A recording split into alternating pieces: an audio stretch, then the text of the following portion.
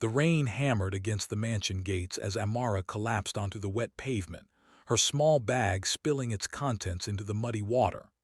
Blood trickled from her split lip where Mrs. Chidinma Okonkwo had struck her moments before. Behind those towering iron gates, she could hear the screams, the chaos, the sirens approaching. "You killed him," Chidinma's voice echoed into the night. "Security, police, this maid poisoned my husband." Amara's hands trembled as she touched her swollen belly, 6 months heavy with child. The gate remained locked. The guards who once greeted her with smiles now stared through her as if she were invisible. Through the bars, she could see Mr. Okonkwo's body being carried out on a stretcher, covered with a white sheet. Her employer, her secret lover, the father of her unborn child. Dead. And she was being blamed.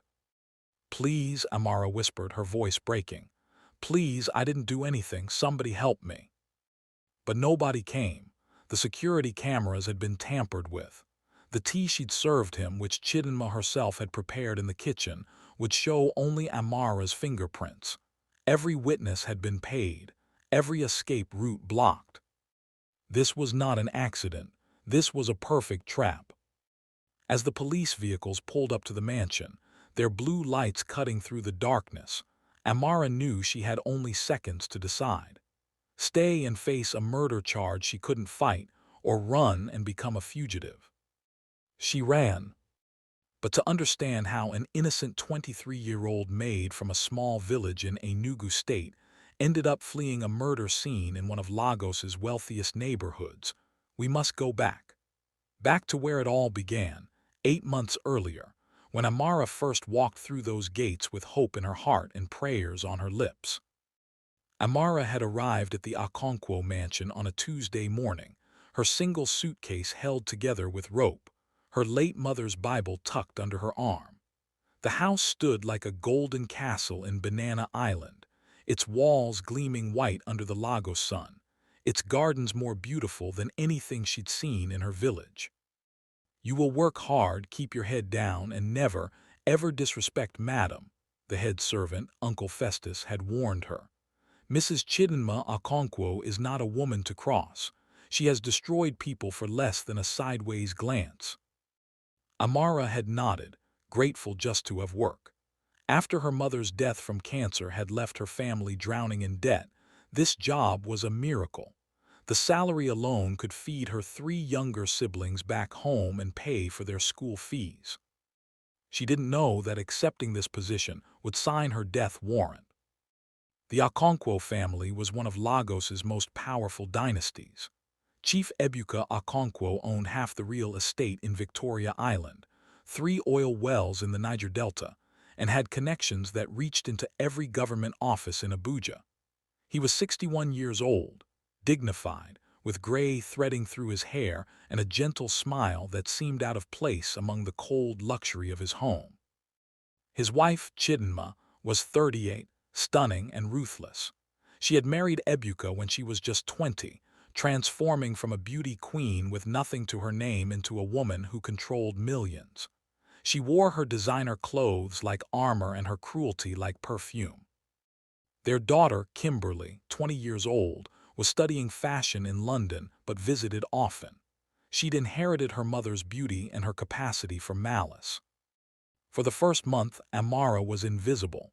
She cleaned, she cooked, she served. She disappeared into the shadows as trained.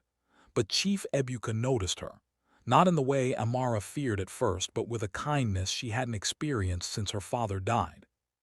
"You're reading," he said one evening, finding her in the servants' quarters with a book. Amara had jumped to her feet, terrified. "I'm sorry, sir. I finished my work, I just—" "No, no, sit," he'd smiled. "What are you reading?" "Things Fall Apart, sir, by Chinua Achebe." His eyes had lit up. "Ah, a classic. Tell me, what do you think of Okonkwo's Pride?" That conversation lasted an hour. It was the first of many. Chief Ebuka was lonely, Amara realized. Trapped in a mansion with a wife who loved his money but despised him, he craved intelligent conversation, genuine connection. Amara provided something his world of business deals and fake smiles could not: authenticity. The conversations became longer, more personal. He asked about her family, her dreams, her mother's death. She learned about his own humble beginnings in Aba, how he'd built his empire from nothing, how he'd married Chidinma thinking beauty could replace love. "I made a mistake," he'd confessed one night when Chidinma was in Dubai shopping. "I married the wrong woman for the wrong reasons. Now I'm paying for it every day." Amara should have recognized the danger, should have pulled away. But then came the night when Chief Ebuka received news that his younger brother had died in a car accident. Chidinma was at a party and refused to come home. "Death doesn't stop for anyone's grief," she'd said coldly over the phone. Amara found Chief Ebuka weeping in his study, this powerful man reduced to a broken child. She'd sat with him, held his hand, let him cry. And when he kissed her, soft and desperate, she didn't pull away. She kissed him back. The affair began that night. It was wrong, Amara knew it was wrong, but it felt like the first real thing she'd experienced in years. Chief Ebuka wasn't using her. He loved her, truly loved her, in a way that terrified them both. "I'll leave Chidinma," he promised. "I'll divorce her and marry you properly. I don't care what society says." But Chief Ebuka didn't understand what Amara was beginning to learn. Chidinma Okonkwo knew everything that happened in her house. She had cameras hidden in places even the security team didn't know about. She had servants who reported directly to her. She had been watching, waiting, planning. And when Amara missed her period, when the pregnancy test came back positive, when Chief Ebuka held her and wept with joy, Chidinma decided it was time to strike. The trap had been set for months. Now it was ready to spring. What would you have done in Amara's situation? Was she wrong to fall in love with a married man, even one who was trapped in a loveless marriage? Drop your thoughts in the comments, and don't forget to subscribe because this story is just beginning, and you won't believe what Chidinma has planned next. 3 days after that first kiss, Amara discovered she wasn't the only person watching her relationship with Chief Ebuka unfold. She was cleaning the upstairs hallway when she heard voices from Chidinma's private sitting room. The door was slightly ajar, and though every instinct told Amara to walk away, something in Chidinma's tone made her freeze. "I don't care how you do it, Kelechi," Chidinma was saying, her voice sharp as broken glass. "I need proof. Photographs, videos, recordings, everything." "Madam, I've already collected enough," a male voice replied. Amara recognized it as belonging to Kelechi, Chidinma's personal driver and rumored former lover. The maid and the chief, they meet almost every night in his study, sometimes in the garden. They think they're being careful, but— "Careful?" Chidinma laughed, a sound without warmth. "That foolish village girl thinks she can steal my husband. She has no idea who she's dealing with. 20 years I've invested in this marriage. 20 years of pretending to love that old man, attending his boring business dinners, playing the perfect wife. And now, when he's finally talking about updating his will, some illiterate maid with a pretty face thinks she can take what's mine." Amara's blood turned cold. "What do you want me to do with the evidence?" Kelechi asked. "Nothing, not yet." There was a pause, and Amara could imagine Chidinma examining her perfectly manicured nails. "Let them continue. Let them fall deeper in love. Let him make promises to her. The higher they climb, the harder they'll fall. And when the time is right, I'll destroy them both so completely, there won't be anything left to bury." Amara backed away from the door, her heart pounding so hard she thought it might break through her ribs. She needed to tell Chief Ebuka. They needed to run, to leave, to— going somewhere. Amara spun around to find Kimberly, Chidinma's daughter, standing in the hallway. She'd returned from London unexpectedly. Her designer sunglasses were perched on her head, her lips curved in a smile that didn't reach her eyes. "Miss Kimberly, I was just eavesdropping on my mother's private conversation." Kimberly stepped closer, blocking Amara's path to the stairs. You know, I told Mommy you were trouble the first day I saw you. Too pretty, too educated for a maid. Girls like you always have an agenda. But I don't have an agenda. I just want to work and send money to my family. Liar, Kimberly's voice dropped to a whisper. You want my father's money. You think sleeping with him will make you rich. But let me tell you something, village girl. My mother has buried people for less. She made my father's first wife disappear so completely, they never even found a body. Amara's mouth went dry. First wife. Kimberly's smile widened. Oh, Daddy never told you. Before my mother there was Ngozi, sweet, kind Ngozi who actually loved him. She died in a mysterious house fire right after my father made her the main beneficiary of his will. So tragic. The investigation concluded it was an electrical fault. She leaned in close enough that Amara could smell her expensive perfume. It wasn't. Before Amara could respond, Kimberly walked past her, deliberately bumping her shoulder hard enough to make her stumble. Run, little maid. Run far away while you still can. Because my mother is patient, but when she strikes, she doesn't miss. That night, Amara told Chief Ebuka everything. They were in his study, the one room where he'd assured her they could speak freely because he personally checked it for listening devices every week. Chidinma knows, Amara said, her voice shaking. She's been collecting evidence. She's planning something terrible. Chief Ebuka's face hardened, aging 10 years in seconds. I should have known. Nothing happens in this house without her knowledge. He took Amara's hands in his. But it doesn't matter. I've already spoken to my lawyer. I'm divorcing her. She'll get a settlement, yes, but I'm done living this lie. What about what Kimberly said? About your first wife? Chief Ebuka's expression turned to pain. Ngozi, yes. I've suspected for years that Chidinma had something to do with her death, but I could never prove it. I was a coward. I stayed silent because I was afraid of scandal, afraid of losing my business connections that came through Chidinma's family. He stood up, his jaw set with determination. But I'm not that coward anymore. I'll protect you, Amara. I promise you that. But Chief Ebuka didn't know that his study wasn't safe.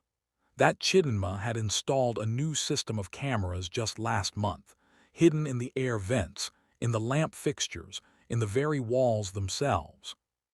She was watching them right now. And she was recording every word. 2 weeks later, Amara discovered she was pregnant. She took the test in the servant's bathroom at 3 in the morning, her hands shaking so badly she could barely read the result. Positive. She was carrying Chief Ebuka's child. Joy and terror warred inside her chest. She wanted this baby. She wanted this family, but the timing couldn't be worse. When she told Chief Ebuka the next evening, he didn't hesitate. He dropped to his knees right there in the garden, taking her hands.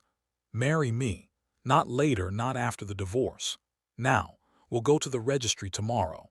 Once you're legally my wife, once this child is legally recognized as my heir, Chidinma won't be able to touch you. But the divorce isn't final. Under Nigerian law, I can take a second wife. It's not common among Christians, but it's legal. We'll do a court marriage quietly. Then, after the divorce, we'll have a proper church wedding. His eyes were bright with hope and fear. Please, Amara, let me protect you and our child. She should have said no, should have recognized that desperation makes people reckless. But she said yes. The next day, with Uncle Festus and the cook as their only witnesses, Amara and Chief Ebuka went to a registry in a quiet part of Lagos. They signed papers, exchanged vows, and became husband and wife under the law. It was the happiest day of Amara's life. It was also the day she signed her own death warrant. Because Chidinma's spy in the registry office photographed every document. By the time Amara and Chief Ebuka returned to the mansion, Chidinma knew everything. And she was ready to act. That night, Chidinma called a family meeting. She summoned everyone to the grand living room. Chief Ebuka, Kimberly, the house servants, even Chief Ebuka's business partners who happened to be visiting. "I have an announcement," Chidinma said, her voice carrying through the room like a blade. "My husband has done something that brings shame to this family, something that will destroy everything we've built." Chief Ebuka stood up. "Chidinma, not here, not like this." "No, Ebuka, they all need to know." She turned to face him, her eyes glittering with triumph. "You married the maid. You, a respected chief, a man of standing in this community, took a second wife without consulting your family, without considering the consequences. And not just any wife.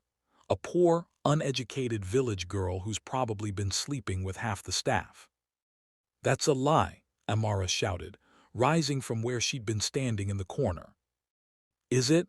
Chidinma pulled out her phone, tapping the screen. Suddenly, the large television on the wall flickered to life.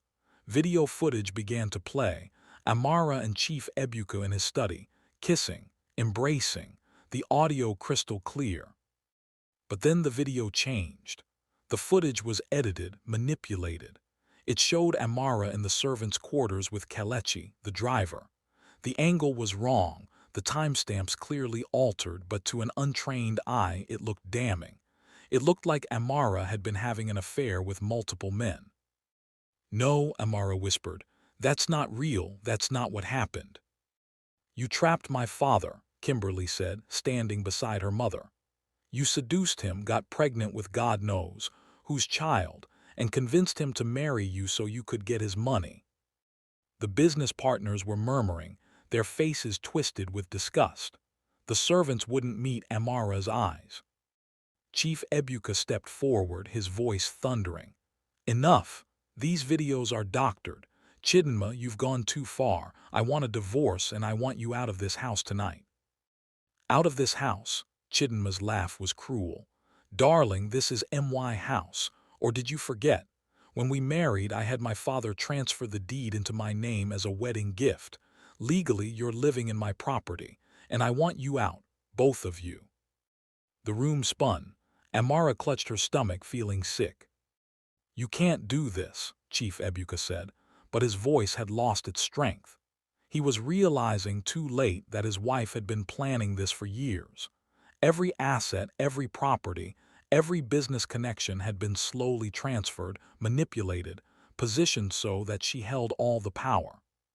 "Security," Chidinma called. 4 large men entered the room.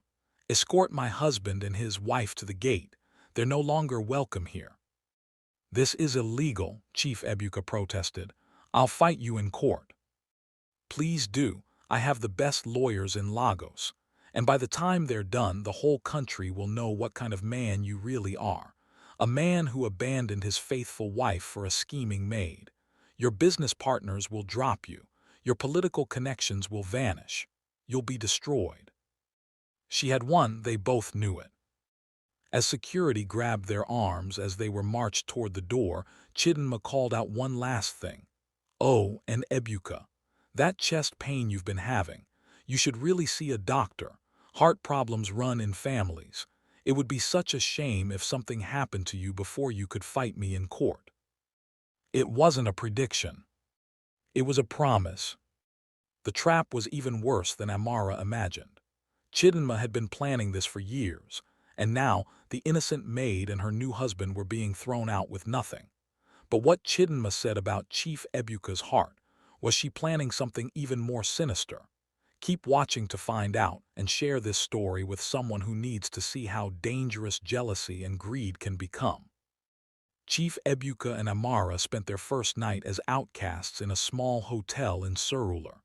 It was nothing like the mansion, with its peeling paint and the sound of generators roaring through the thin walls, but they had each other. "I still have money," Chief Ebuka assured her, holding her close on the narrow bed. "Chidinma controls the properties, yes, but I have offshore accounts she doesn't know about. Business investments in my name alone. We'll be fine, more than fine. We'll fight her and we'll win." But Amara couldn't shake the feeling of dread that had settled in her bones. "What she said about your heart? Have you been having chest pains?" "Nothing serious, just stress." He kissed her forehead. "Don't worry about me. Worry about our child, that's all that matters now. 3 days later, Chief Ebuka collapsed. They were at a lawyer's office, discussing divorce proceedings and custody rights, when he clutched his chest and fell to the floor. Amara screamed for help, cradling his head as his breath came in short. Desperate gasps. "My medication," he whispered, "in my jacket." Amara found the pill bottle, but when she tried to open it, the pills inside looked different. Wrong. Instead of the white tablets he usually took, these were blue capsules she'd never seen before. "These aren't right," she said, but Chief Ebuka was losing consciousness. The ambulance was coming, but he needed help now. Panicking, she gave him one of the pills. It was the worst mistake of her life. By the time they reached the hospital, Chief Ebuka was barely breathing.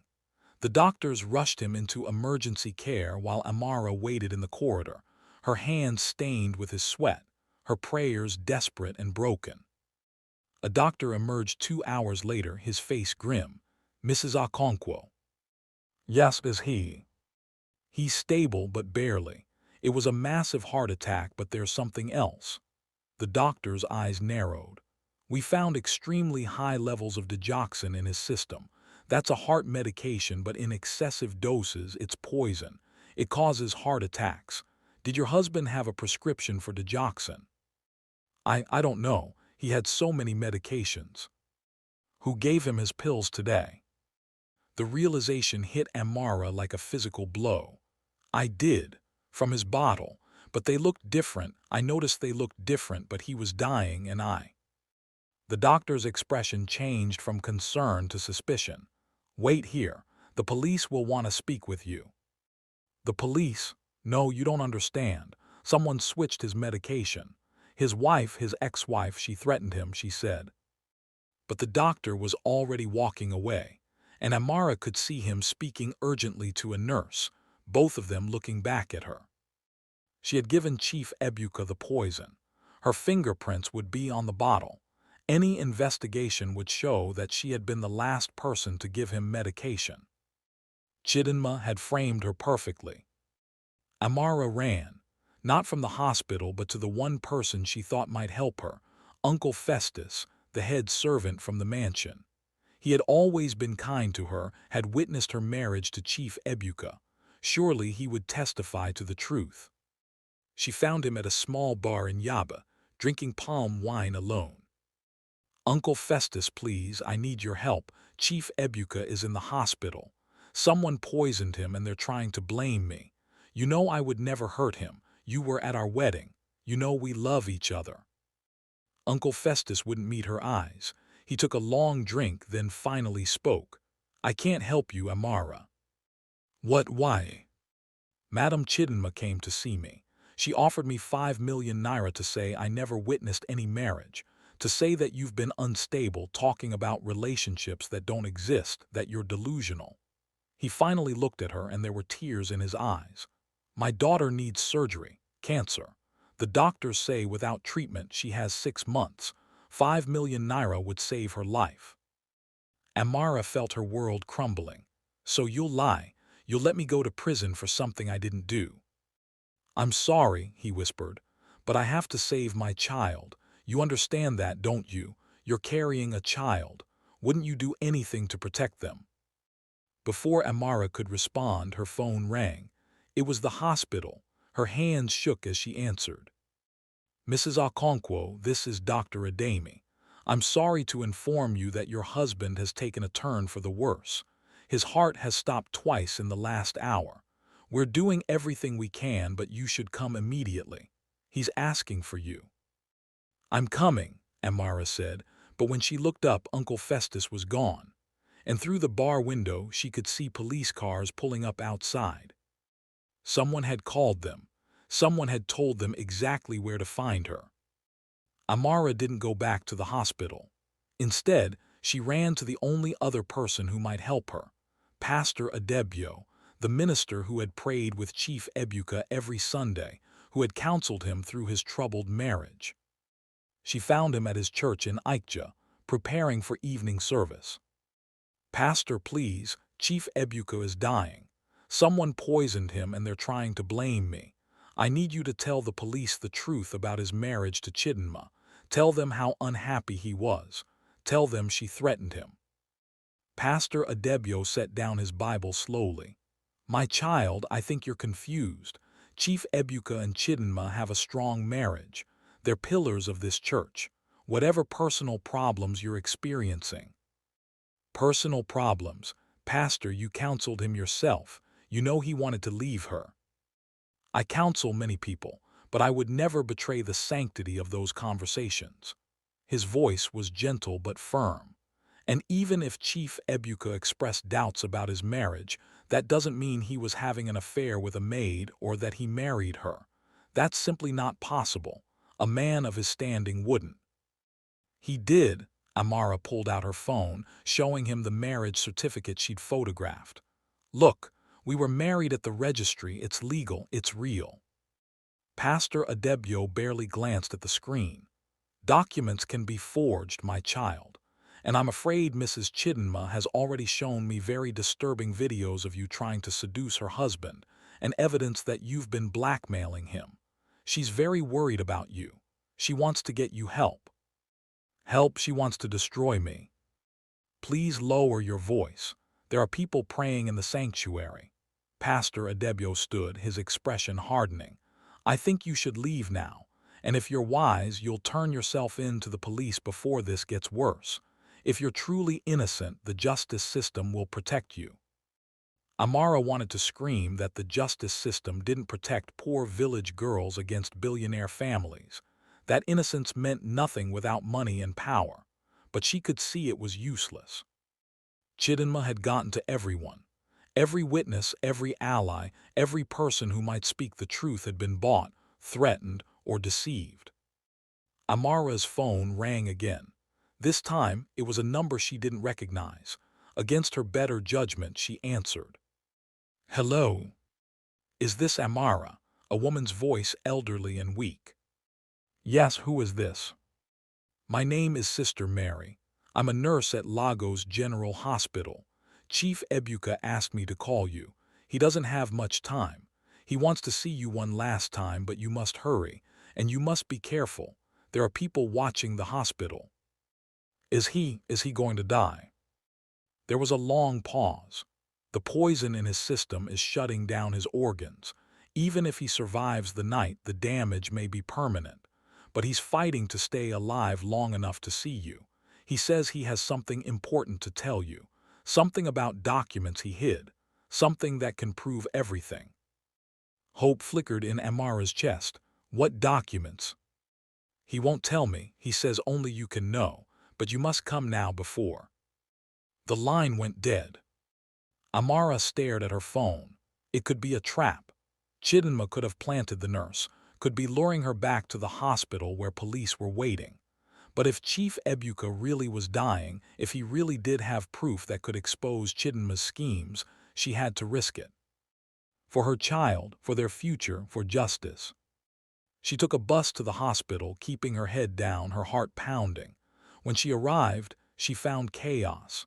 Ambulances were pulling in, doctors rushing through corridors. In the confusion, she slipped past the front desk and made her way to the ICU. Sister Mary was waiting for her, an older woman with kind eyes and gray hair tucked under her nurse's cap. "Quickly," she whispered. "Room 407. You have 10 minutes before the next shift comes. After that, the security guards will recognize you." Amara ran down the hallway, her pregnant belly making her clumsy, her breath coming in gasps. Room 407. She pushed open the door. Chief Ebuka lay on the bed, connected to machines that beeped and hummed. His skin was gray, his breathing labored. But when he saw her, his eyes opened. "Amara," he whispered. She ran to his side, taking his hand. I'm here. Listen carefully, don't have much time." Each word was an effort. "My safe in Abuja, not the house, my old office. On a Demola Street, the one I kept.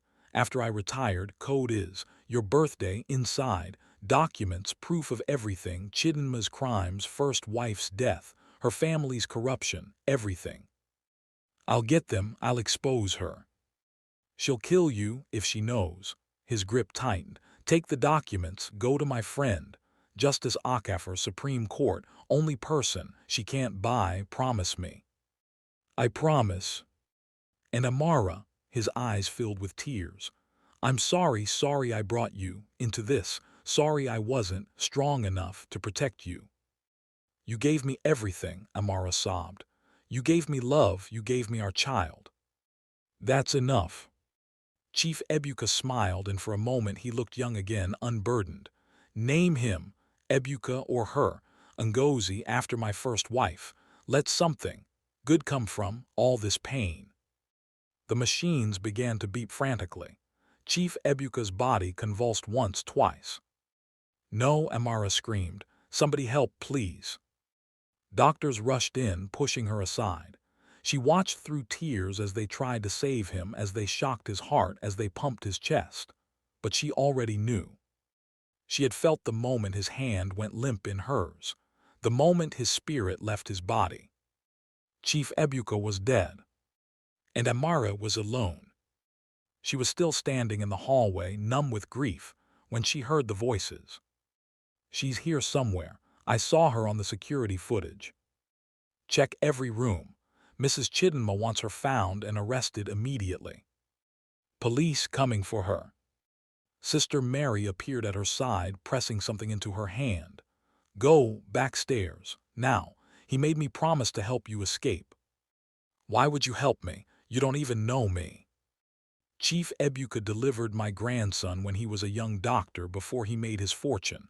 Saved his life when every other hospital had given up. I owe him everything. She pushed Amara toward the stairwell. Now go, live, fight. Make sure his death means something. Amara ran. Behind her she could hear shouting, footsteps, radios crackling. She burst through the back exit into the night, into the rain that was just beginning to fall. That's when she saw Chidinma's car parked by the gate, and Chidinma herself standing beside it, phone to her ear, orchestrating everything like a conductor leading an orchestra of destruction. Their eyes met across the parking lot. Chidinma smiled, and Amara knew that this was just the beginning. Chief Ebuka was dead. She was wanted for murder, and the only evidence that could save her was in an office in Abuja, 3 hours away. But Chidinma would know about that office, would know about the safe, would already be sending people to destroy whatever was inside. Amara had to get there first. She disappeared into the Lagos night, a pregnant widow with no money, no allies, and only the clothes on her back. But she had something Chidinma didn't expect. She had nothing left to lose. What would you do if everyone believed you were a murderer?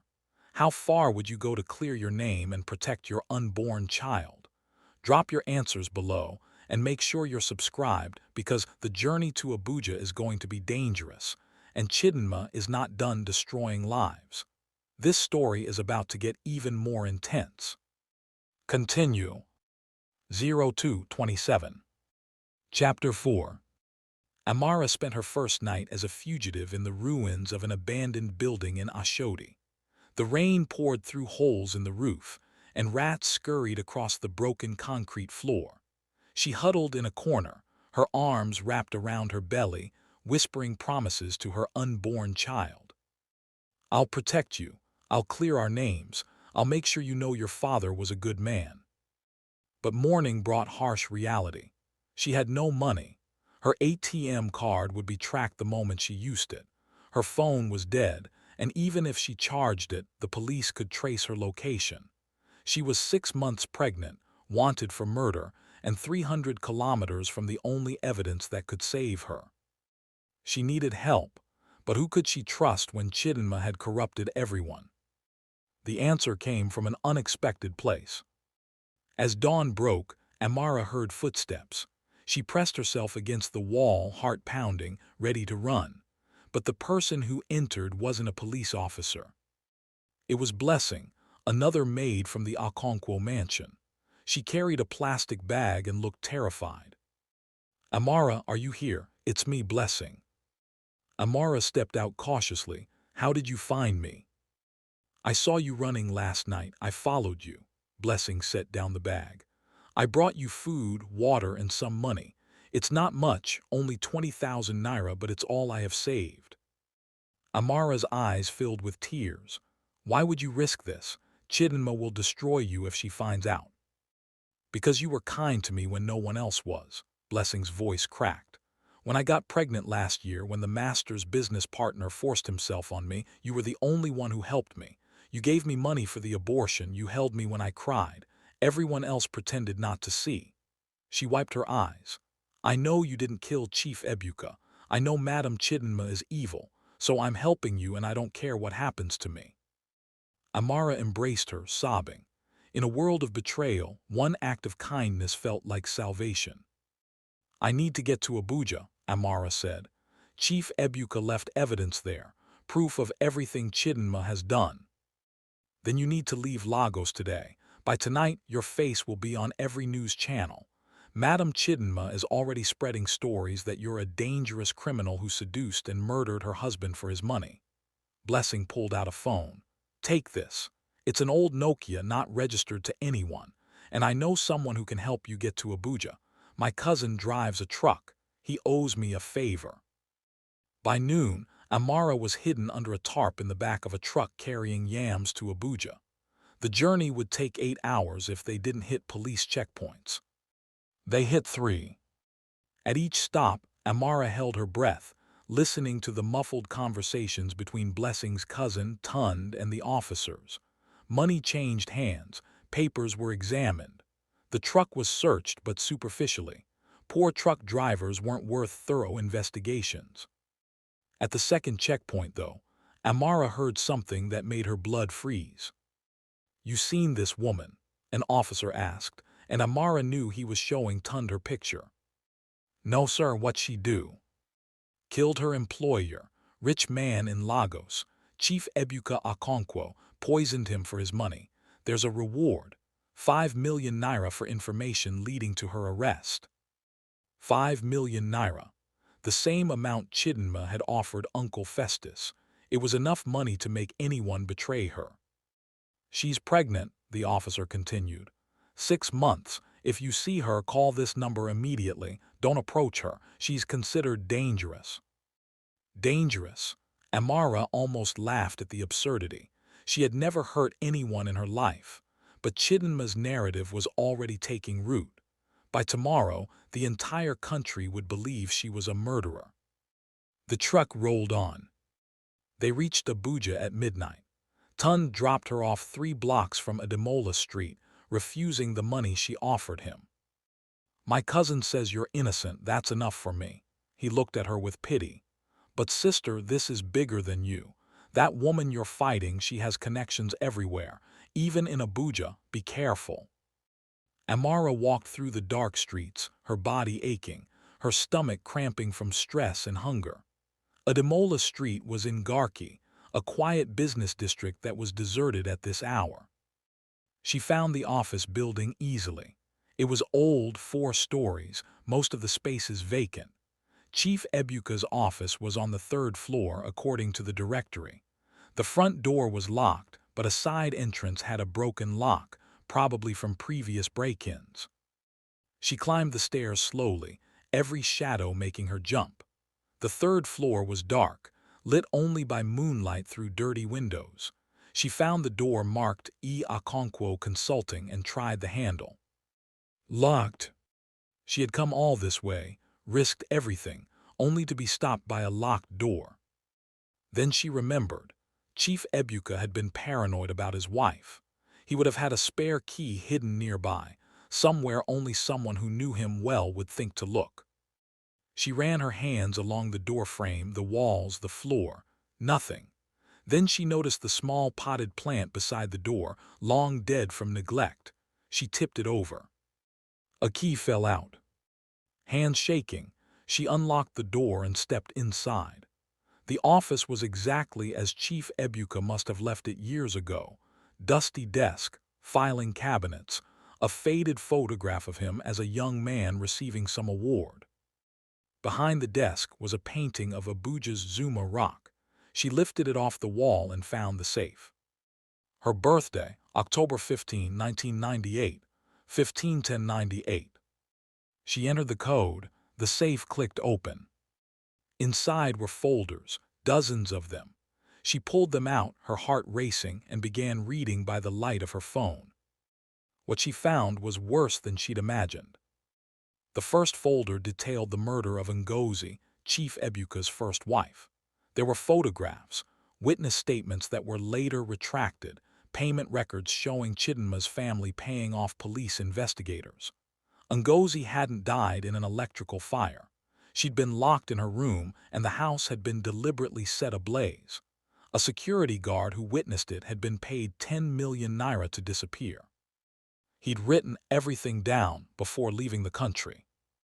The second folder contained evidence of Chidinma's family business, human trafficking. Her father, Senator Okafor, ran a network that trafficked young girls from rural areas to Europe under the guise of education programs. Chief Ebuka had discovered this 5 years ago and had been quietly gathering evidence, planning to report it to Interpol. The third folder was about Chidinma's other marriages. She'd been married twice before Chief Ebuka, both to wealthy older men. Both had died mysteriously. Both had left her significant wealth. The pattern was clear. Chidinma was a serial killer who married for money, then eliminated her husbands once she'd secured their assets. Amara was reading the fourth folder when she heard footsteps in the hallway. Heavy footsteps, multiple people. She shoved the folders into her bag, her hands fumbling with panic. The footsteps stopped outside the door. "She's inside," a man's voice said. "I can see light under the door. Remember, Madam wants her alive. She has questions for her first." They were Chidinma's men, but how had they found her so fast? The answer hit her like ice water. Blessing. Sweet, kind Blessing, who had helped her escape Lagos, who had given her a phone, who had arranged transportation. 5 million naira was more than any maid would earn in 20 years. The door burst open. 3 men entered, led by Kelechi, Chidinma's driver, the same man who had helped frame her. "Hello, Amara," Kelechi said, smiling. "Madam has been looking everywhere for you. Time to go home." Amara backed toward the window, clutching her bag. "You can't do this. I have evidence. I have proof of everything Chidinma has done. The police will." "The police work for Senator Okafor." Kelechi stepped closer. "You really thought you could win? A village girl against one of Nigeria's most powerful families. You should have stayed in Enugu selling vegetables with your mother." Rage replaced fear. "My mother was worth 1,000 of Chidinma. She had integrity. She had honor. And where is she now? Dead because integrity doesn't pay hospital bills." He lunged for her. Amara did the only thing she could think of. She smashed the window with her elbow, glass cutting her arm, and screamed into the night with everything she had. "Help, they're trying to kill me. Somebody help." Lights flickered on in nearby buildings. A security guard from across the street looked up. Kelechi cursed. "Grab her quickly before." But Amara was already climbing through the window onto the fire escape. 3 stories up, pregnant, terrified, she scrambled down the metal ladder. The men followed, cursing and shouting. She reached the ground and ran. Behind her she could hear them giving chase, their footsteps echoing through the empty streets. She turned a corner and nearly collided with someone. A woman in a night guard uniform, elderly but sturdy. "Please," Amara gasped. "They're trying to kill me. I'm innocent. I have proof." The guard saw the men rounding the corner, saw the terror in Amara's eyes, and made a split-second decision. She grabbed Amara's arm and pulled her into a nearby alley, pushing her behind a dumpster. "Stay down, don't move." Kelechi and his men ran past, their footsteps fading into the distance. The guard waited a full minute before helping Amara up. "You're that girl from the news, the one who killed Chief Okonkwo." "I didn't kill him, his wife did. I can prove it." The guard studied her for a long moment. My daughter was trafficked 5 years ago, promised a job in Italy, ended up in a brothel in Spain. By the time we found her, she was dead. The people who took her were never caught. The investigation was closed.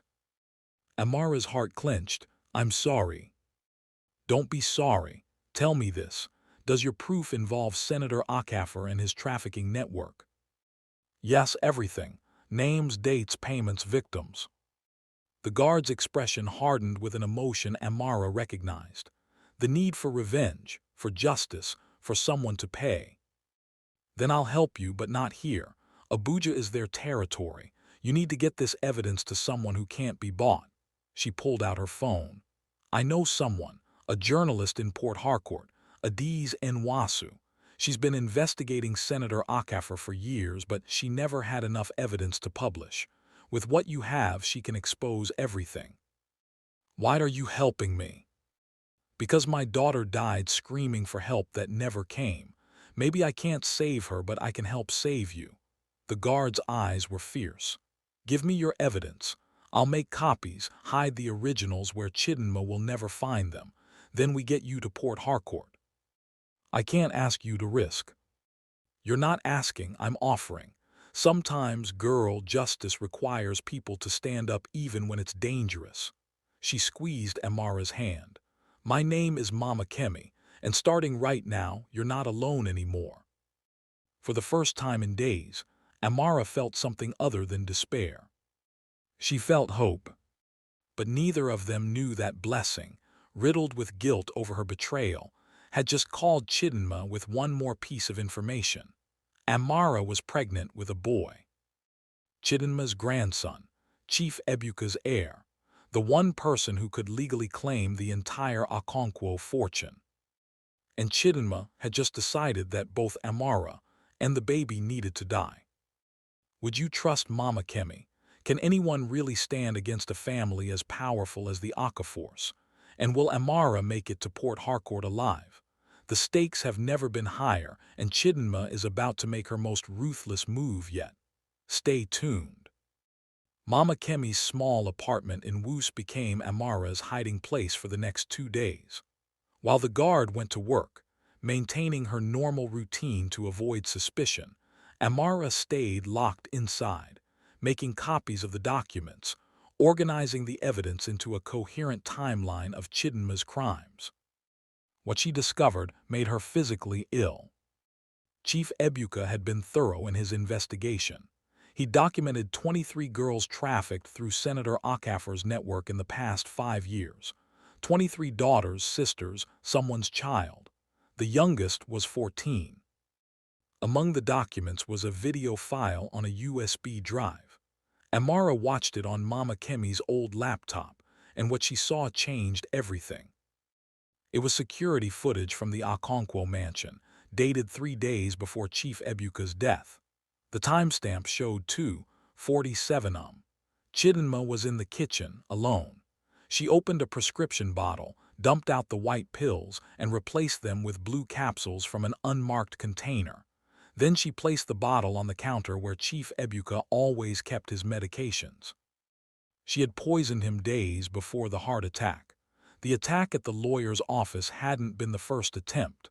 It had been the final, successful one. But the video continued. Chidinma made a phone call. It's done, Daddy, she said, her voice clear on the recording.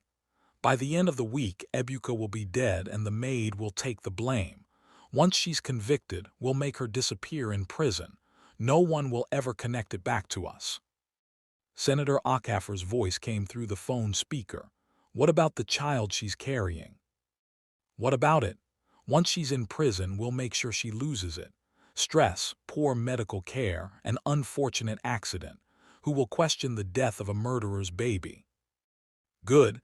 Ebuka was getting too close to our operations. His conscience was always his weakness. Better to eliminate him now before he went to Interpol. Amara paused the video, her hands shaking. This wasn't just about a jealous wife eliminating a rival.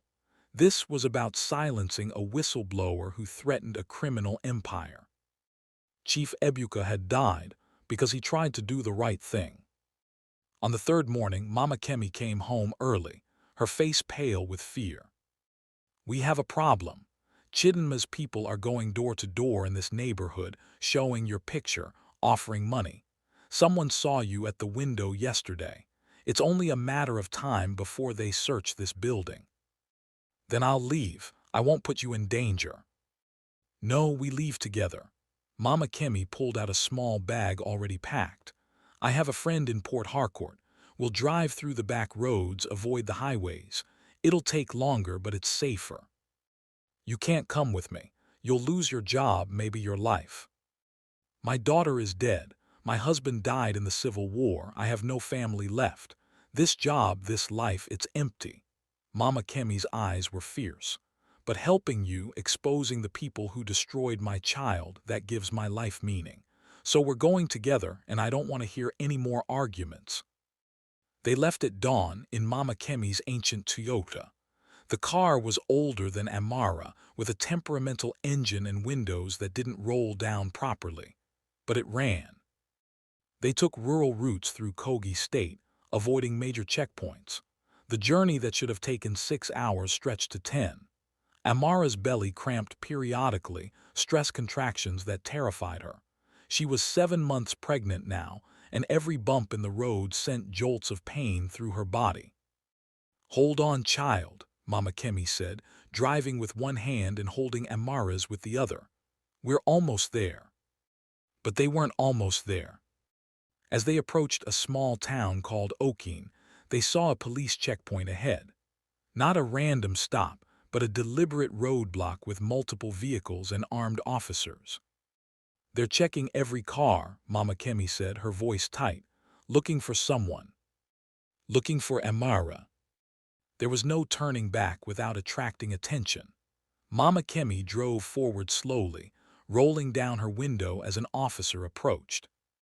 "Good afternoon, officer. Is there a problem?" The officer peered into the car, his eyes lingering on Amara. She had wrapped a headscarf around her face, pretending to sleep, but she could feel his scrutiny. "Where are you traveling to?" "Port Harcourt. My daughter here is pregnant, having complications. We're going to a specialist hospital." The officer shone his flashlight directly on Amara's face. "Your daughter, she doesn't look like you." "Stepdaughter, from my husband's first marriage." The officer walked around the car slowly, examining it. Amara's heart hammered so hard she thought it might burst through her chest. If he asked for identification, if he ran her name through the system, everything was over. "Ma, there's a wanted woman. Young, pregnant, very dangerous. We have orders to search every vehicle." He gestured to his colleagues. "Please step out of the car." As they climbed out, Amara saw another officer showing Mama Kemi a photo on his phone. Her photo. The one from her ID card at the Okonkwo mansion. "Have you seen this woman?" Mama Kemi barely glanced at it. "No, sorry." The officers began searching the car. They found nothing suspicious in the front or back seats, but when they opened the trunk, they found the bag with the document copies. "What's this?" the officer asked, pulling out the folders. "Medical records," Mama Kemi said quickly. "For my daughter's treatment.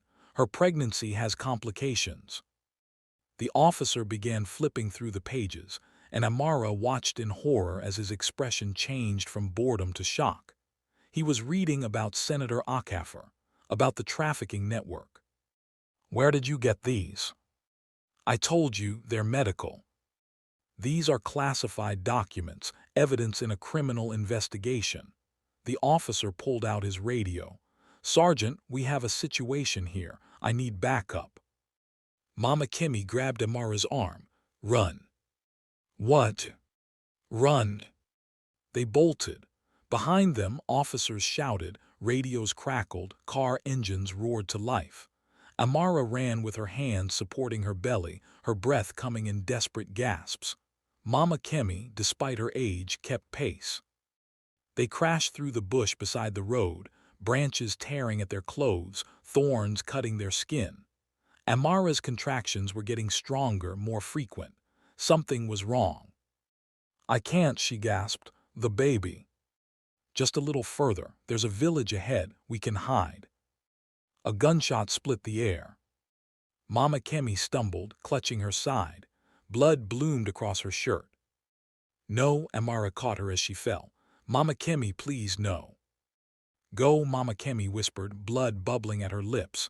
The village, find the church, tell them I sent you, they'll help. I can't leave you. My daughter, I'm going to see my daughter now. Mama Kemi's hand pressed something into Amara's palm, a USB drive. The video, the proof, get it to Adiz Nwasu, promise me. I promise. Mama Kemi smiled, her eyes already dimming. Thank you for giving my death meaning. Then she was gone. Amara wanted to scream, to collapse, to give up. But the officers were crashing through the bush behind her, and she had a promise to keep. She ran. The village was called Idob, a cluster of mud houses and a small church with a rusted tin roof. Amara stumbled into the compound just as night fell, her clothes torn, her body bleeding from a dozen cuts, her contractions coming every 5 minutes. A priest found her collapsed by the church door. Please, she gasped. Mama Kemi, she sent me, they killed her, they're coming for me, my baby. The priest, a young man named Father Chukwudi, didn't hesitate. He lifted her and carried her inside, calling for his sister who was a nurse. Hide her in the back room, quickly. As they moved her, Amara heard vehicles pulling up outside, doors slamming, boots on the ground. Search the village, she came this way. Father Chukwudi stepped outside to confront them. Through the window, Amara could see him blocking the church entrance. Officers, this is a house of God. What's the meaning of this? We're looking for a fugitive, dangerous woman, wanted for murder. There's no one here but me and my sister. You're welcome to look, but please remove your weapons. This is sacred ground. The officers hesitated. Even corrupt men feared desecrating a church. As they argued with Father Chukwudi, his sister, Ngozi, examined Amara. Sister, you're in labor. Your baby is coming now, whether we're ready or not. No, it's too early. I'm only 7 months. Your body doesn't care about calendars. This baby is coming. Ngozi's hands were gentle but firm. Now I need you to breathe. Can you do that for me? Amara wanted to tell her that she couldn't do this, that she was too afraid, too exhausted, too broken. But her body had already made the decision. Her son was being born. As the contractions intensified, as Amara bit down on a cloth to keep from screaming, she could still hear the officers searching the village outside, getting closer, asking questions, offering rewards. Push, Ngozi commanded. Now push. Amara pushed with everything she had left. Every betrayal, every loss, every moment of pain and fear, she poured it all into bringing her child into this world. And then, over the sound of boots and barking dogs and radio chatter, she heard it. Her baby's cry. It's a boy, Ngozi whispered, placing the tiny, premature infant on Amara's chest. Small but breathing, he's a fighter. Amara looked down at her son, at Chief Ebuka's son, and felt something break open in her chest. Love, pure, fierce, devastating love. Ebuka, she whispered, nomming him after his father. Your name is Ebuka, and you are the son of a good man. The baby's eyes opened, dark and alert, meeting hers. In that moment, Amara made a vow. She would survive, she would fight. She would expose Chidinma and Senator Okafor no matter the cost. Because this child deserved to grow up in a world where truth mattered, where justice existed, where his father's sacrifice meant something. Outside, the officers were at the church door again. Father, we have orders to search every building. Stand aside. Then search, but the woman you're looking for isn't here. She ran toward the river. I saw her myself. It was a lie, a priest, lying to protect her. The officers hesitated, then moved off toward the river. Father Chukwudi entered the back room, his face grim. They'll be back when they don't find you at the river. You have maybe an hour. My cousin has a boat. He can take you downriver to Port Harcourt, but you have to leave now. I just gave birth. And if you stay, you'll die and so will your son. Is that what you want?" Amara looked at her baby, so small, so fragile, wrapped in a donated cloth. Then she looked at the USB drive still clutched in her hand. "No, I want to fight." Ngozi gave her herbs for the pain, clean clothes, and a cloth to tie the baby to her chest. Father Chukwudi carried her to the riverbank where his cousin waited with a small fishing boat. "Adiz Nwasu," Father Chukwudi said, pressing money into her hand. "She works at the Port Harcourt Gazette. Tell her everything, she'll believe you." As the boat pushed off into the dark river, Amara looked back at the village. She could see flashlights in the distance, hear shouting. The officers had realized Father Chukwudi had lied. She prayed they wouldn't punish him for his kindness. The journey downriver took 6 hours. Baby Ebuka nursed weakly at her breast, his tiny body warm against hers. Amara dozed fitfully, waking every few minutes in panic, certain she would find Chidinma's men surrounding the boat. But they made it. As dawn broke over Port Harcourt, the boat docked at a small fishing village. Amara climbed out, her body screaming in agony, her baby in her arms, the USB drive in her pocket. She asked directions to the Port Harcourt Gazette. And she went to find Adiz Nwasu, the journalist who might be her last hope. Because somewhere behind her, Chidinma had just received word that Amara had given birth to Chief Ebuka's son, and she was mobilizing every resource, every connection, every weapon at her disposal. The hunt was about to reach its bloody conclusion. How far would you go to protect your child? Would you trust a journalist with evidence that could destroy the most powerful family in Nigeria? Amara's journey is almost over, but the most dangerous confrontation is still ahead. What do you think will happen when Chidinma and Amara finally face each other again? Share your thoughts, and don't forget to like this video because what comes up next reveals everything.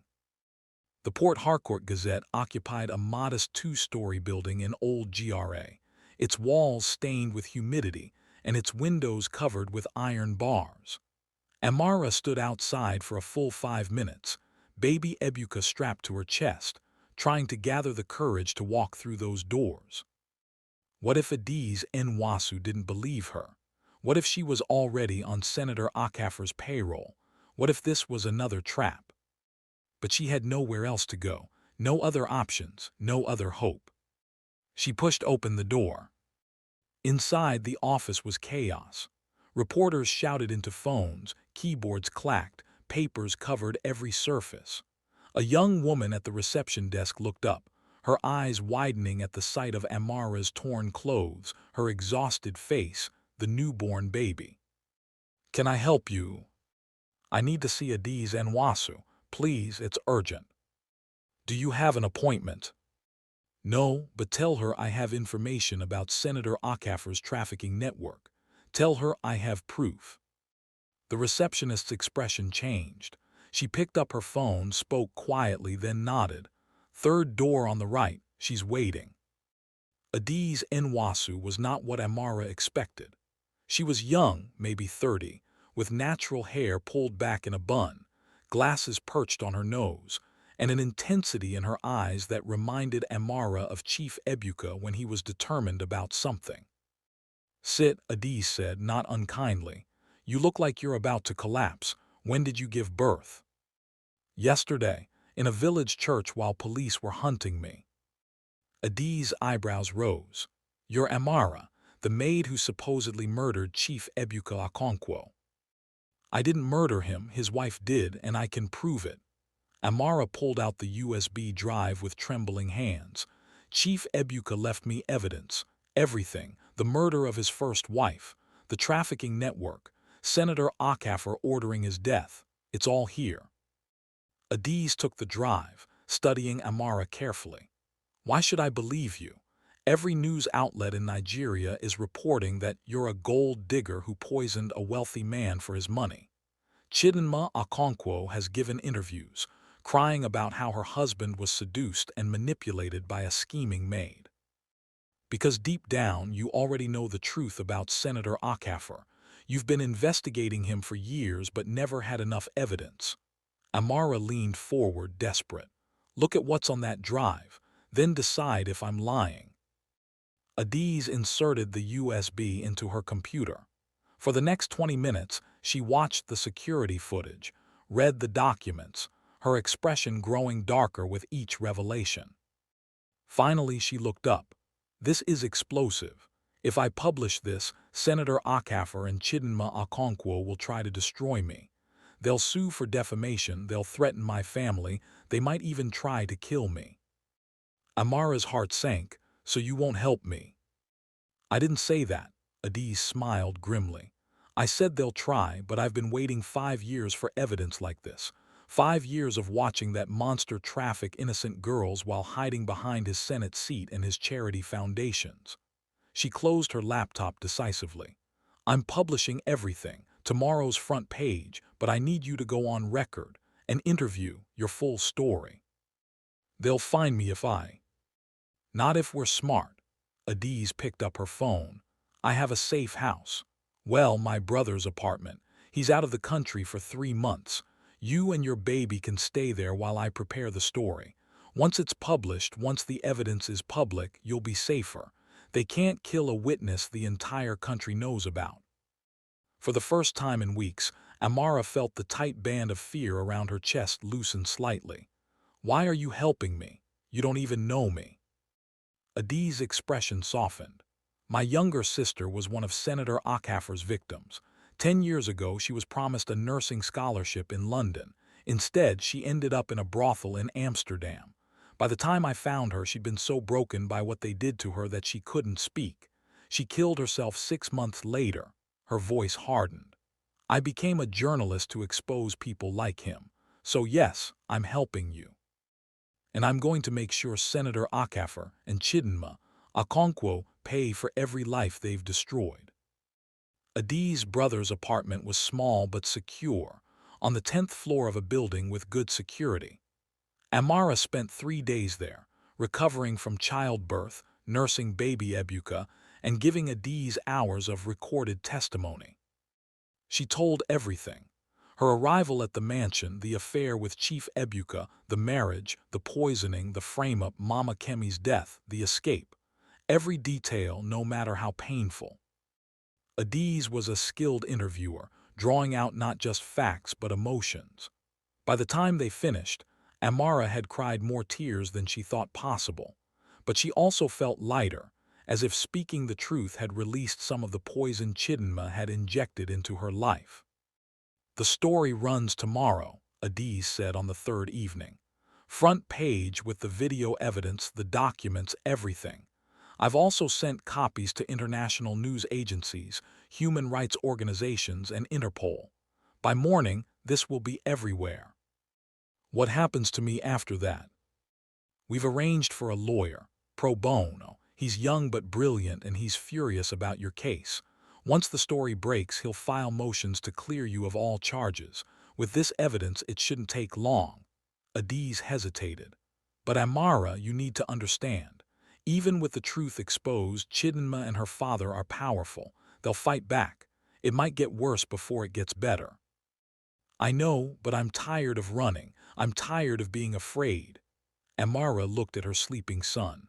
I want him to grow up knowing his mother fought for justice, not that she hid from it. That night, as Amara lay in bed with baby Ebuka beside her, she allowed herself to hope. Tomorrow, the truth would be revealed. Tomorrow, the world would know what Chidinma and Senator Okonkwo had done. Tomorrow, justice might finally come. But at midnight, her phone rang. The old Nokia blessing had given her, which she'd kept charged for emergencies. Hello.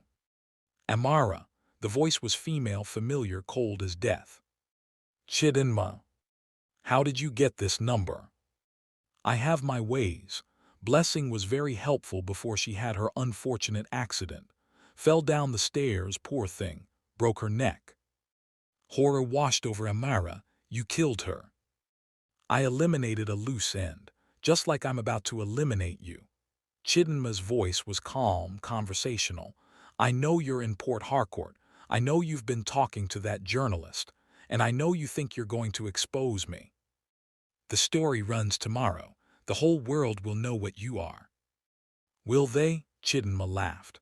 "Darling, I've already spoken to the editor of the Port Harcourt Gazette, offered him 20 million naira and threatened to sue his newspaper into bankruptcy if they publish. The story is dead." "You're lying." "Am I? Check the news tomorrow morning. You'll see nothing but the continued search for the dangerous fugitive who murdered my beloved husband." Her voice hardened. "You should have stayed hidden, Amara. Should have run to another country, changed your name, disappeared. But you had to try to be brave, had to try to fight back. Now you've sealed your fate. I'm not afraid of you anymore. You should be, because I'm not just going to kill you. I'm going to take your son, Chief Ebuka's heir, my husband's bloodline." Chidinma's voice dripped with malice. "I'll raise him as my own grandson. Tell him his mother was a murderer who abandoned him. He'll never know the truth. And every time I look at him, every time I use his inheritance for my own purposes, I'll think of you rotting in an unmarked grave." The call ended. Amara sat in the darkness, her body shaking. She wanted to believe Chidinma was bluffing about stopping the story, but doubt gnawed at her. 20 million naira was a fortune. Even principled journalists had families to feed. She called Adiz, no answer. She called again, still nothing. Panic rising, she tried the office number for the Gazette. It rang and rang, then went to voicemail. At 3 a.m., there was a knock at the apartment door. Amara froze. No one should know she was here. No one except Adiz. "Amara, it's me," Adiz's voice called through the door. "Open up, we have a problem." Amara opened the door to find Adiz looking devastated, her eyes red from crying. "They got to him, my editor. He killed the story." "No," Amara felt the floor drop out from under her. "No, there has to be another way. Another newspaper, a blog, social media. I tried everything. Every media house in Port Harcourt is owned by Senator Okafor's friends. The ones that aren't are too afraid of lawsuits." Adiz's voice cracked. "I'm so sorry. I thought we could win. I thought the truth would be enough." Amara sank to the floor, baby Ebuka waking and beginning to cry. She held him close, tears streaming down her face. After everything, after all the death and suffering and sacrifice, Chidinma had won. But then Adiz knelt beside her, her expression changing from defeat to determination. "There is one option. It's dangerous, maybe suicidal, but it might be our only chance." "What?" "We go nuclear. We bypass traditional media entirely." Adiz pulled out her laptop. "I have contacts at international human rights organizations, foreign news agencies that Senator Okafor can't control. We send them everything tonight. By morning, the story will be everywhere except Nigeria, and once it's international news, Nigerian media will have to cover it." "Will it work?" "I don't know, but it's better than giving up." Adiz's eyes blazed with fury. "These people destroyed my sister. They killed Chief Ebuka, Mama Kemi, Blessing, and God knows how many others. I'm not letting them win, not while I'm still breathing." They worked through the night. Adiz sent encrypted emails to CNN, BBC, Al Jazeera, The Guardian, The New York Times. She uploaded the video to secure servers, sent the documents to Amnesty International and the UN Human Rights Council. By dawn, they had sent the evidence to 47 different organizations. And then they waited. At 7 a.m., Adiz's phone started ringing. CNN wanted to interview her. The BBC wanted confirmation of the documents. Al Jazeera was preparing a special report. By 8 a.m., the story was everywhere. "Justice for Ebuka" began trending on Twitter. International pressure mounted on the Nigerian government to investigate. By 9 a.m., Senator Okafor was giving a press conference, denying everything, calling the evidence fabricated. By 10 a.m., Interpol had issued a statement saying they were opening an investigation into the trafficking allegations. By 11 a.m., protesters had gathered outside Senator Okafor's mansion in Abuja, demanding his arrest. Adiz and Amara watched it all unfold on the laptop, hardly daring to believe it was real. "We did it," Adiz whispered. "We actually did it." But Amara knew better than to celebrate. Chidinma was backed into a corner now, and cornered animals were the most dangerous. At noon, her Nokia rang again. "You think you've won," Chidinma hissed. "You think making this international changes anything? I'll burn this entire country down before I let some maid destroy me. If I'm going to fall, I'm taking you with me." "It's over, Chidinma. The world knows the truth." "The truth," Chidinma laughed, a sound like breaking glass. "The truth is that you're still a fugitive, still wanted for murder, and I still have connections that can make you disappear, international news or not." Her voice dropped to a whisper. "I'm coming for you, Amara, and when I find you I'm going to make you watch while I take your son. Then I'll kill you slowly, the way I killed Ngozi, the way I killed my husband, and no one will be able to stop me." The line went dead. Amara looked at Adiz, her blood running cold. "She's coming, we need to leave, now." But before they could move, the apartment building's fire alarm began to blare. And through the window, Amara saw smoke rising from the floors below. Chidinma wasn't coming. She was already here. Smoke poured through the ventilation system as Amara grabbed baby Ebuka, her heart hammering against her ribs. The fire alarm screamed, but beneath it she could hear something worse. People shouting, doors slamming, the crack of gunfire from the lower floors. "The stairs," Adiz said, pulling Amara toward the door. But when they opened it, the hallway was thick with black smoke. Through the haze, Amara could see flames crawling up the walls from the 9th floor. And worse, she could see figures moving through the smoke. Men with guns. Chidinma's men. "The roof," Amara gasped. "Is there access to the roof?" Adiz nodded, pulling her in the opposite direction. They ran down the hallway, baby Ebuka wailing against Amara's chest, the smoke burning their lungs. Behind them, footsteps echoed. Voices shouted. "Find them. Madam wants the baby alive, but the women can die." They burst through the roof access door into blinding morning sunlight. The Port Harcourt skyline stretched around them, beautiful and indifferent to their terror. Adiz slammed the door shut and jammed a metal pipe through the handles. "That won't hold them long," she said, looking around desperately. "There's no way down except through the building." They were trapped, 10 stories up, with fire below and killers closing in. Amara clutched her baby, whispering prayers she'd learned from her mother. After everything, after all the running and fighting and sacrifice, it was going to end here. On a rooftop in Port Harcourt, with the world finally knowing the truth but too late to save them. The door shuddered as men threw themselves against it. The metal pipe bent. One more hit and it would break. "I'm sorry," Adiz said, tears streaming down her face. "I thought we could win. I thought the truth would be enough." "It is enough," Amara said quietly. "The world knows what they are now. They can kill us, but they can't undo that. They've already lost." But even as she said it, she thought of baby Ebuka never knowing his father, never growing up, never having a chance at life. That wasn't justice. That was just more tragedy. The door burst open. Kelechi stepped through, followed by 3 armed men. He smiled, the same smile he'd worn when he'd helped frame her for murder. "End of the line, village girl." But before he could raise his weapon, the sound of helicopter blades cut through the air. They all looked up to see not 1 but 3 helicopters approaching, marked with police insignia. "Drop your weapons," a voice boomed through a megaphone.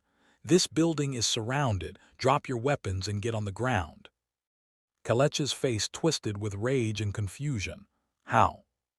"The international coverage," Adiz said, her voice strengthening. "The pressure worked. The government couldn't ignore this anymore, not with the whole world watching." But Kelechi wasn't surrendering. His face hardened with the desperation of a man with nothing left to lose. "If I'm going down, you're coming with me." He raised his gun toward Amara. A shot rang out. But it wasn't from Kelechi's weapon. He stumbled, a red bloom spreading across his shoulder. Behind him stood one of his own men, weapons smoking. "I'm done," the man said, throwing down his gun. "I'm done killing for that evil woman. I have daughters. I can't do this anymore." The other men followed suit, their weapons clattering to the roof. Kelechi fell to his knees, clutching his shoulder, his eyes filled with hatred as police officers rappelled from the helicopters onto the roof. It was over. The arrest of Senator Okafor and Chidinma Okonkwo became the biggest news story in Nigeria's history. The evidence Amara provided led to the rescue of 17 trafficked girls from locations across Europe. 32 people were arrested in connection with the trafficking network, including 2 government ministers and 4 police commissioners. But Chidinma wasn't done fighting. From her holding cell, she hired the best lawyers money could buy. She gave tearful interviews claiming she was the real victim, that her husband had been seduced by a scheming maid, that the evidence was fabricated. Her lawyers filed motion after motion, attacking every piece of evidence, every witness. The trial lasted 8 months. 8 months during which Amara lived in protective custody, nursing baby Ebuka, giving testimony, reliving every nightmare. 8 months during which Chidinma's lawyers tried to destroy her character, her credibility, her sanity. But the video didn't lie. The documents didn't lie. And when Chief Ebuka's former business partners came forward, when the rescued trafficking victims testified, when Mama Kemi's daughter's case was reopened and connected to the network, the truth became undeniable.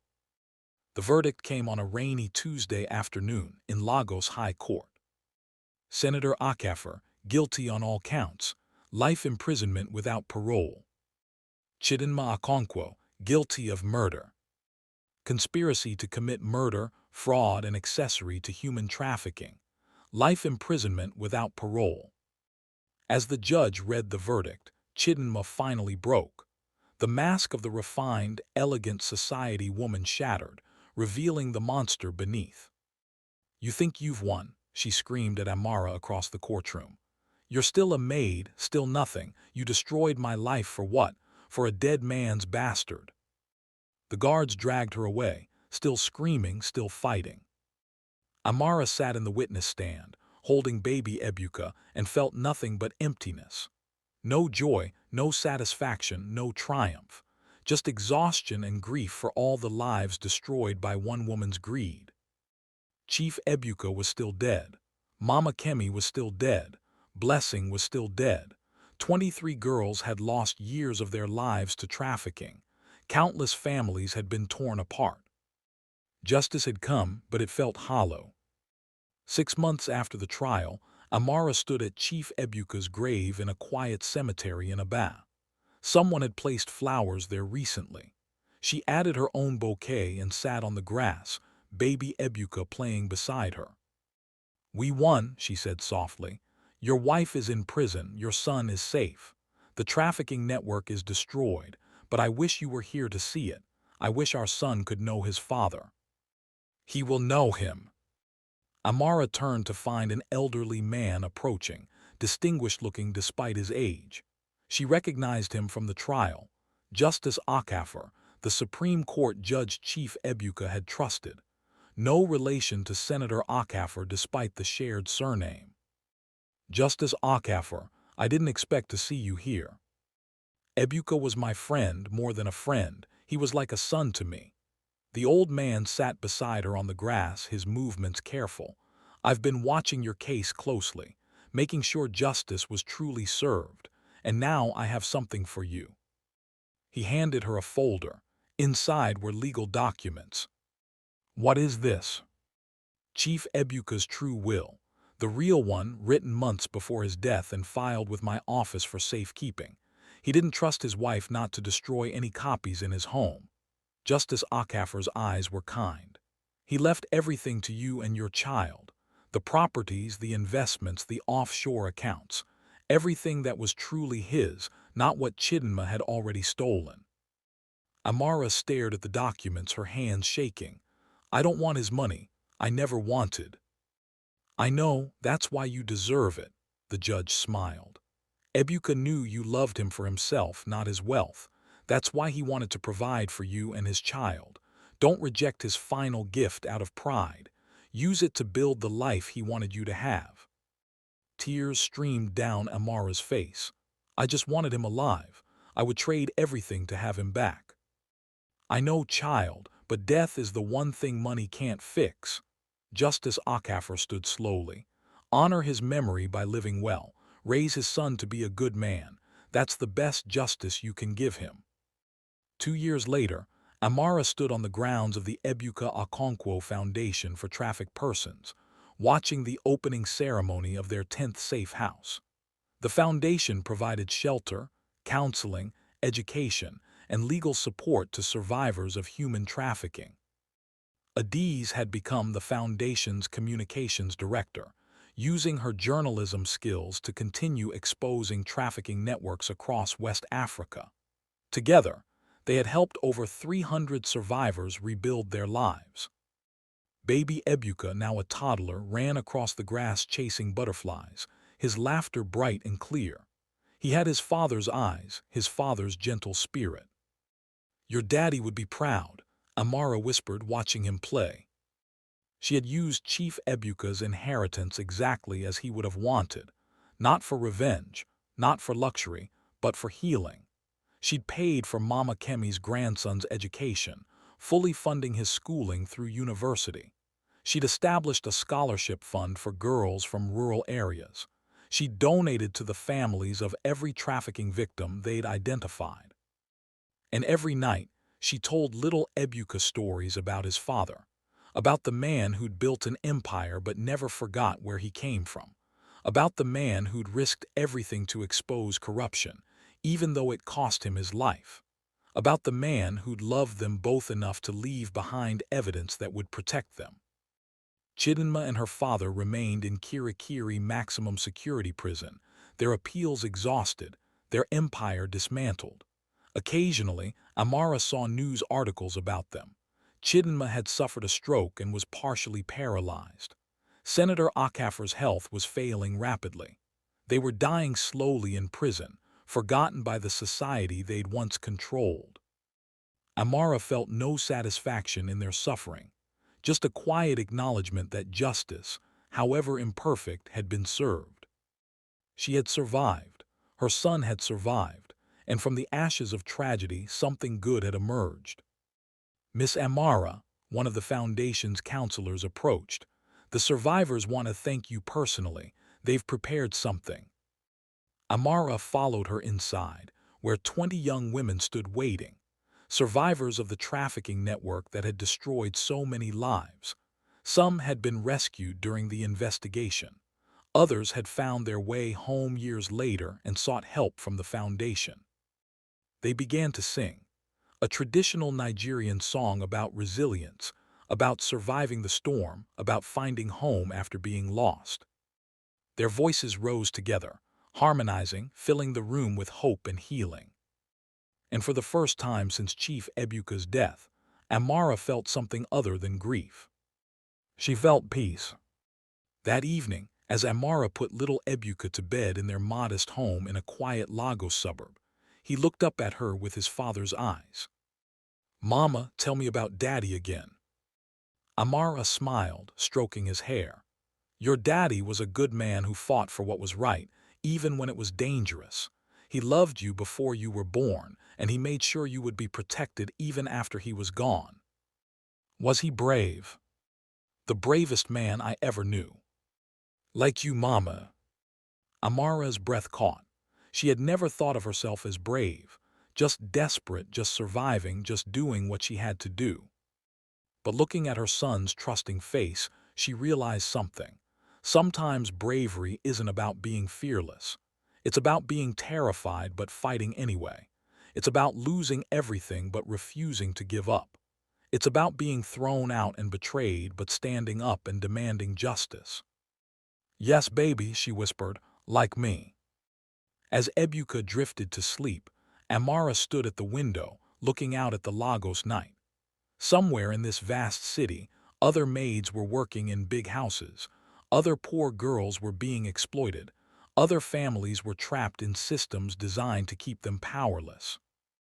But now they had an example, a story about a village girl who'd been thrown out but fought back, who'd been framed for murder but exposed the truth, who'd lost everything but gained justice.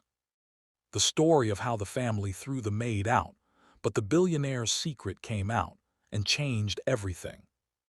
And perhaps, Amara thought, that was the real victory.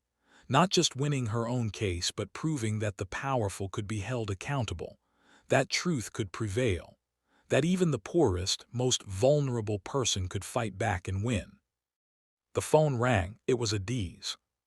Tomorrow's headline just came in from the newsroom, she said, excitement in her voice. Interpol just arrested 15 more people connected to trafficking networks across 5 countries, all based on leads from our investigation. The ripple effects are still spreading. Good, Amara said simply. Good, Amara, we're changing the world. We're saving lives. I know, but I also know it won't bring back the lives already lost, won't heal all the trauma, won't undo all the evil. Amara's voice was soft but certain. We're just doing what we can with what we have where we are. That's all anyone can do. After they hung up, Amara returned to little Ebuka's room. She watched him sleep, this precious child who'd been born into chaos but would grow up in peace. This son of a murdered billionaire and a village maid. This living proof that love could triumph over hate, that truth could overcome lies, that justice, however delayed, could still arrive. Your father and I, she whispered to her sleeping son, we were just ordinary people who refused to accept that evil should win, and it turned out that was enough. Outside, the Lagos night hummed with life. Millions of stories, millions of struggles, millions of battles between right and wrong. And somewhere in that vast city, another story was beginning. Another person was deciding whether to fight or flee, whether to speak up or stay silent, whether to demand justice or accept injustice. Amara hoped they would choose to fight, because she had proven it was possible. And that truth, that hope, that example, was the greatest inheritance she could leave to her son and to the world. The family had thrown the maid out, but the billionaire's secret had come out. And in the end, justice had won. So tell me, what did you think of Amara's journey? Would you have had the courage to fight back against such powerful enemies? Have you ever witnessed injustice and wondered if one person could really make a difference? This story shows that no matter how powerless you feel, truth and courage can change everything. If this story moved you, if it made you think, if it reminded you that good can triumph over evil, then please subscribe to this channel, like this video, and share it with everyone who needs to hear this message. Drop your thoughts in the comments below. What was the most powerful moment for you? And remember, in your own life, when you face injustice, when powerful people try to silence you, when the world seems designed to keep you down, don't give up. Fight back, speak truth, demand justice. Because as Amara proved, sometimes the most ordinary person can achieve the most extraordinary victory. Thank you for watching, and I'll see you in the next story.